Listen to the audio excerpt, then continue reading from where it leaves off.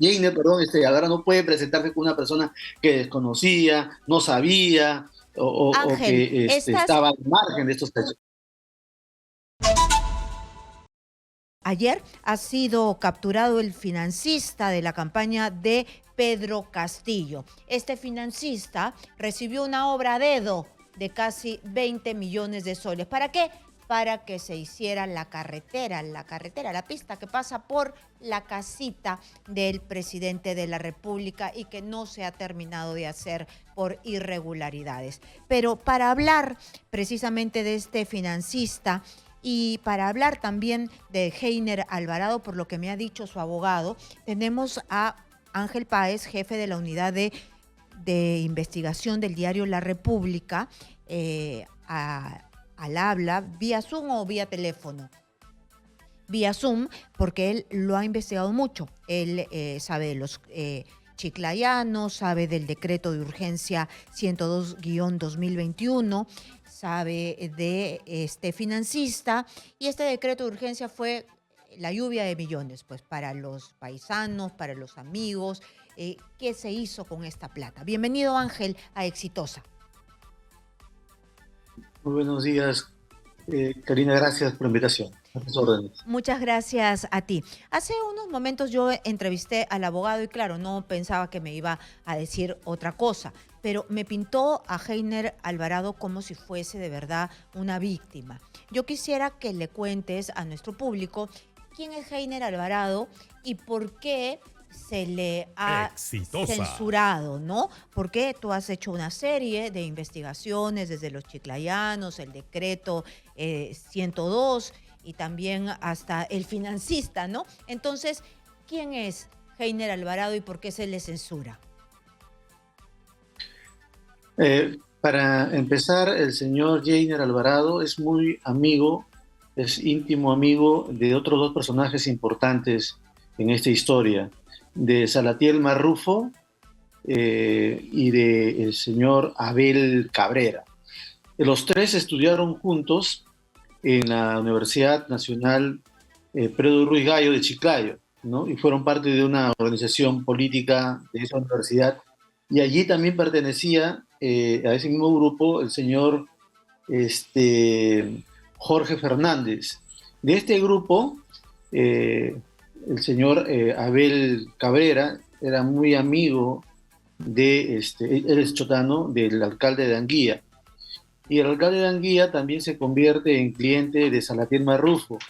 Salatiel Marrufo es parte de este grupo. Entonces, cuando se sucede la campaña electoral, todas estas personas intervienen en esta campaña, y algunos de ellos, como el señor Nenil Medina, el alcalde de Anguía, el señor Abel Cabrera y el mismo Segundo Sánchez Sánchez, el dueño de la Casa de Zarratea, financian la campaña, ¿no? Son parte de este financiamiento y son también activistas.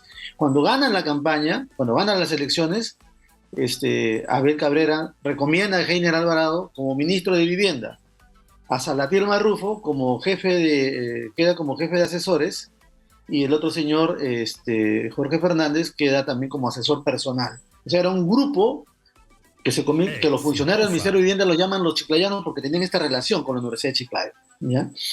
Y desde antes de que asumiera el 28 de julio la presidencia, uno de ellos forma parte de las comisiones de transparencia del Ministerio de Vivienda, y lo primero que hace es preguntar sobre las obras públicas que están en curso.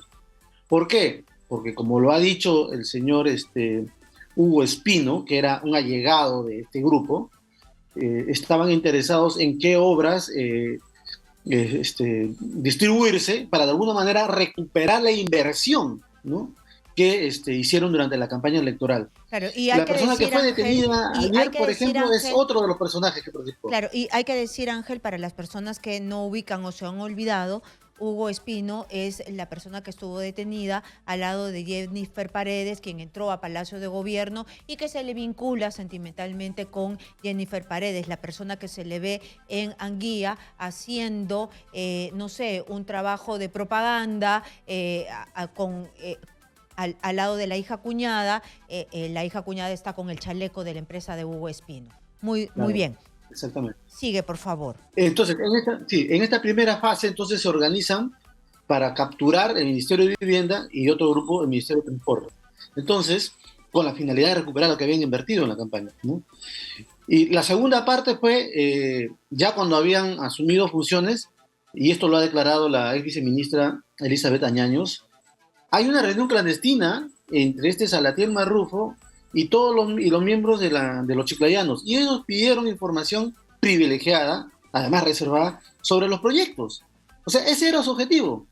La viceministra luego renuncia porque estaba totalmente en desacuerdo con este tipo de manejo, y poco después sale el decreto de urgencia 102-2021, donde se aprueba la transferencia para el financiamiento de estas obras públicas, 20 de las cuales, alrededor de 70 millones de soles, habían sido seleccionadas por el grupo de los chiclayanos. ¿Cómo se sabe eso? Porque hay chats, claro, tanto de Yener Alvarado como de Salatiel Marrufo, donde dice, sí, quiero esta, quiero aquella, acá. Y en ese grupo sale precisamente la información de que 5 obras públicas que las consigue Nenil Medina, el alcalde de Anguía. El propio Salatiel consigue 4 obras en su pueblo, en Cumba, en Amazonas, y así sucesivamente.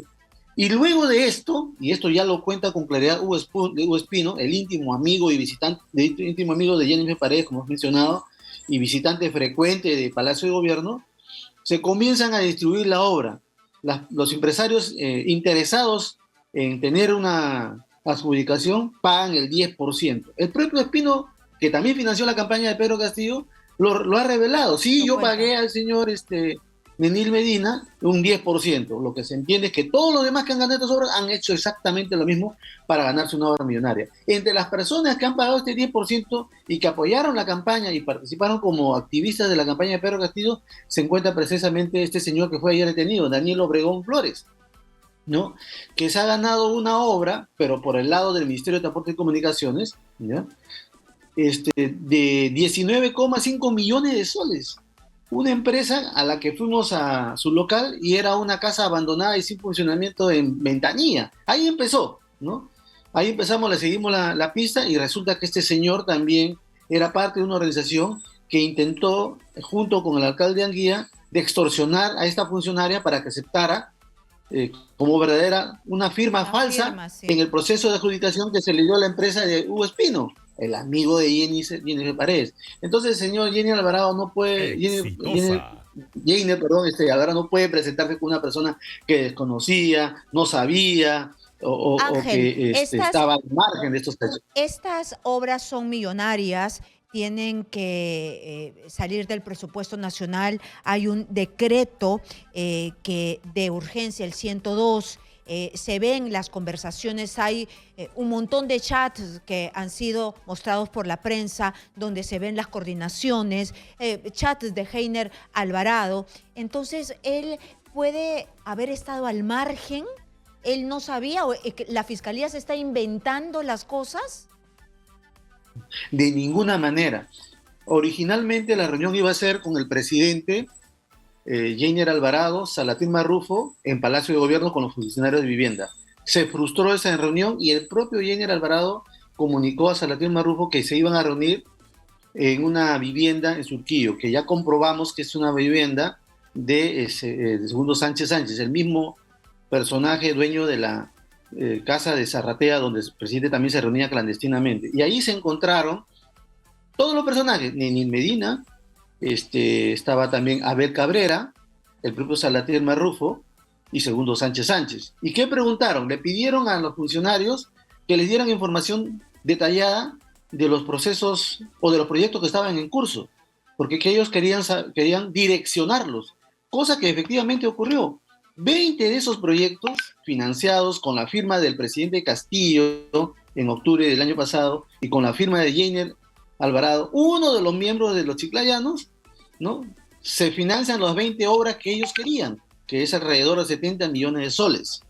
¿Entiendes? O sea, hay una relación directa, íntima, muy cercana de parte del señor Jainer Alvarado en este proceso, ¿no? Bueno, y entonces la censura está bien dada, es el control político que se tiene que dar en el Congreso de la República, que hace mucho no funciona y que o sea, se adelantaron en la vacancia, hay muchos congresistas que juegan por sus propios intereses, pero ahora se tenía que dar esta censura dado la carga que hay contra Jainer Alvarado. Hay presunción de inocencia, pero deberían estar los Claro, mejores cuadros, ¿no? No tenemos por qué claro, aguantar lo efectivamente. contrario.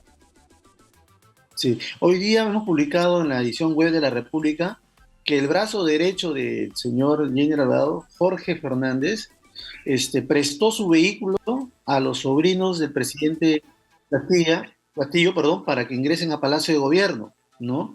Entonces ahí vemos la relación íntima que hay entre estos funcionarios y la familia del presidente, y uno de ellos es precisamente Bray Vázquez, que se encuentra en estos momentos en situación de prófugo, por lo que estamos demostrando que este señor Jader Alvarado tiene una relación muy estrecha con estos hechos, o sea, no puede decir que desconocía, ¿no? Es un personaje clave en esta investigación. ¿Y cuál es tu interpretación, después de tantos años de investigación y de conocer la política peruana, cuál es tu interpretación que a pesar de los hechos que se le endosan a Jainer Alvarado, porque ya se sabía cuando ha sido movido de un ministerio al otro y al otro cuestionado, de un ministerio cuestionado al otro ministerio cuestionado, ¿cuál es tu interpretación? ¿Por qué lo hace el presidente de la República? ¿Para protegerlo? ¿Para no sé, para mantener el control de daños en el MTC? El presidente, ante el avance de las investigaciones, ha tratado de reunirse con las personas más allegadas. En su cabeza, él considera que estos hechos que he mencionado no es un delito, porque ellos dicen, ¿no? Y así se menciona en las redes sociales de sus allegados. Pedir dinero, financiar una obra pública en un pueblo pobre como Anguilla, Tacabamba, no es delito. Eso es luchar por los intereses del pueblo. Entonces, con esa interpretación, trata de darle un tinte diferente a estos actos evidentemente ilícitos, en el que además hay colaboradores eficaces, testigos que han dicho que han financiado la campaña del presidente Castillo y como compensación han recibido obras públicas millonarias. Eso está documentado, hay testimonios en ese sentido. Entonces, mandear de un lado a otro a un ministro como el señor Jainer Alvarado significa precisamente un intento de cerrar el círculo para evitar que siga habiendo, por ejemplo, fugas de información. Pero lamentablemente para el señor Castillo cada vez se encuentran más personas, hechos, evidencias, testimonios, documentos, chats, correos electrónicos y diferente evidencia que demuestra que sí ha habido un direccionamiento de obras públicas para beneficiar a miembros de su grupo selecto de amigos y paisanos. ¿Y qué es lo que pasa en comparación a otros presidentes de la República que han formado parte de organizaciones criminales? Es decir, hemos visto recientemente, pues, Lavajato, ¿no? Que es uno de los últimos casos, o también hemos visto la estructura que tuvo los Cuellos Blancos, y no se parece para nada a esta presunta organización criminal encabezada por Pedro Castillo, donde tú bien dices, la información está por todos lados. Es decir, han dejado huella por donde han pasado. ¿Qué es lo que ha sucedido? Han llegado porque ya hay elementos de convicción donde te dicen conversaciones, audios, donde se están poniendo de acuerdo antes de que el presidente juramente como presidente de la República, era presidente electo, se están repartiendo los ministerios. ¿Qué ha pasado? Han llegado con ansias de robar, porque a eso llegó como conclusión la Fiscalía en el caso de Ollanta Humala y Nadine Heredia. Tenían esta pretensión, ¿no?, de servirse del poder. ¿Qué podemos sacar nosotros como conclusión? Efectivamente, como mencioné, antes de asumir el gobierno, ya la gente de los chiclayanos, que es el grupo de amigos y financistas de su campaña, ya se reunían en el Ministerio de Transporte y Comunicación y el Ministerio de Vivienda para saber qué obras habían en camino, ¿no? Y cuando asumen en el poder, precisamente interfieren y consiguen el financiamiento para estas obras públicas. O sea, sí, había una ansia muy fuerte por recuperar lo que habían invertido, ¿no? Y eso lo ha dicho el propio Hugo Espino, es uno de los testigos más importantes. Pero la diferencia de los casos que tú mencionas es que el presidente sabía, al momento de firmar el decreto de urgencia, que entre las obras que estaba aprobando su financiamiento, habían 20 de sus amigos los chiclayanos, porque hay registro de visitas de los alcaldes, hay registro de visitas de los empresarios, hay registro de visitas de los familiares. Uno de los primeros empresarios que ingresa a Palacio de Gobierno es Hugo Espino para hablar con la primera dama y con Jennifer Paredes, que estaba ahí dentro. ¿Para qué? Para ver las obras públicas que se iban a ganar, que efectivamente ganaron mediante una licitación totalmente amañada, con firmas falsas, sin concurso, etcétera, ¿no? Por ejemplo, este señor que ha sido detenido el día de ayer, el señor Daniel Obregón, recibió del alcalde Nenén Medina una obra de 19,5 millones de soles, sin licitación, directamente. Fue un regalo. O sea, de una manera descarada han protagonizado lo que se denomina una repartija de obras públicas millonarias, más o menos 70 millones de soles. Y esta es la carretera, esta es la pista que pasa por la casa en Chota. Sí, la casa de Chota también, sí, Sí. la carretera que une varias comunidades de Anguía y de Tacabamba, que son dos localidades muy familiares para el presidente Castillo, ¿no? Una parte la financió el alcalde de Anguía y otra parte el alcalde de Tacabamba.